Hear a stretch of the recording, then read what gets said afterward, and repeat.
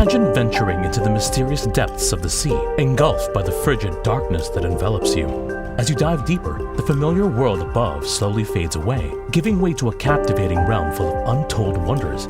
Suddenly, a colossal face emerges from the watery shadows. Or you stumble upon a curious monolith with ancient inscriptions whispering forgotten tales of a lost prehistoric civilization. This isn't a gripping scene plucked from a science fiction or horror blockbuster on Netflix, but rather an extraordinary first-hand account of a team of audacious archaeologists who embarked on a remarkable expedition in the mystical Bay of Aboukir back in 2000, where they unearthed a long-lost Egyptian city that had been incredibly preserved beneath the water. It is a city shrouded in mystery, swallowed by the Mediterranean Sea, and buried in the sand for more than 1,200 years.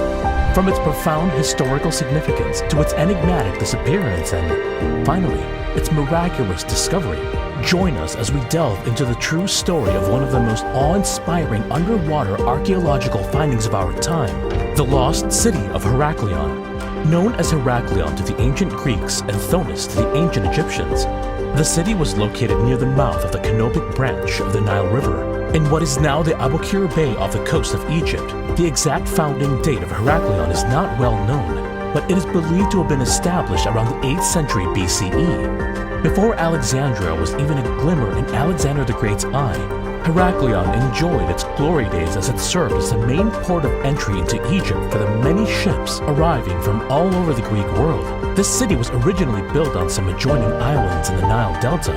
It was intersected by canals with several separate harbors and anchorages. Its wharves, fantastic temples, and tower houses were linked by ferries, bridges, and pontoons. Heracleion was an emporium or trading port, and in the late period of ancient Egypt, it was the country's main port of international commerce between Egypt and other Mediterranean civilizations, including Greece. The city also served as a vital hub for the collection of taxes and fees by officials. Heracleion was dedicated to the ancient Egyptian god Amun and the Greek god Heracles. The city boasted grand temples, palaces, and a vast harbor that could accommodate large ships.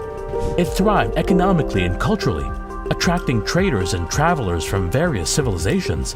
Thonis had a large temple of Khonsu, son of Amun, who was known to the Greeks as Heracles or Hercules. Later, the worship of Amun became more prominent. When the city was at its peak between the 6th and 4th centuries BC, an enormous temple dedicated to Amun-Gareb, the supreme god of Egypt at the time, was located in the middle of the city. Built around this grand temple, the city was crisscrossed with a network of canals, a kind of ancient Egyptian Venice, and its islands were home to small sanctuaries and homes.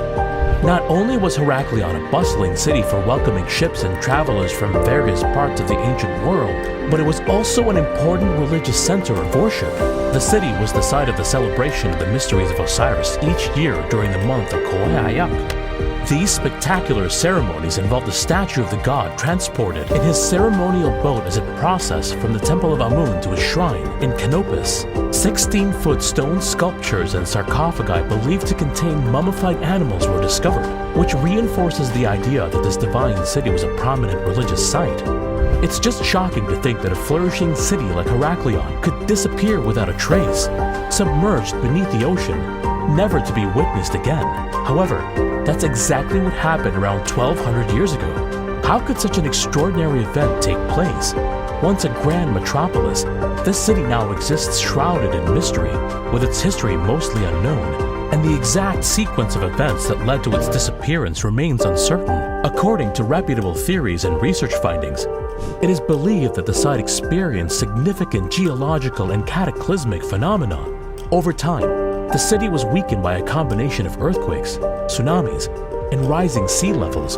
At the end of the 2nd century BCE, probably after a severe flood, the ground on which the central island of Heracleion was built succumbed to soil liquefaction. Earthquakes could have also contributed to this liquefaction.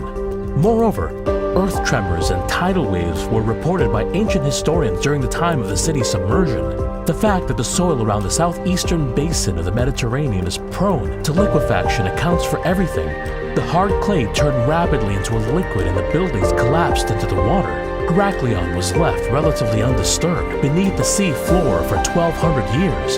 The sand and other debris covered the remains of the city and made accidental discovery unlikely. This kept Thonis Heracleion preserved. Looters and unsuspecting humans did not have the chance to deteriorate the city's remains. After its burial, Heracleion faded from the public mind and almost vanished. The city of Alexandria superseded Heracleion as Egypt's primary port. Many believed that the lost city had stood on Egypt's mainland. Some even doubted its very existence. Then, at the turn of this century, the sea decided to give up one of its highly prized treasures.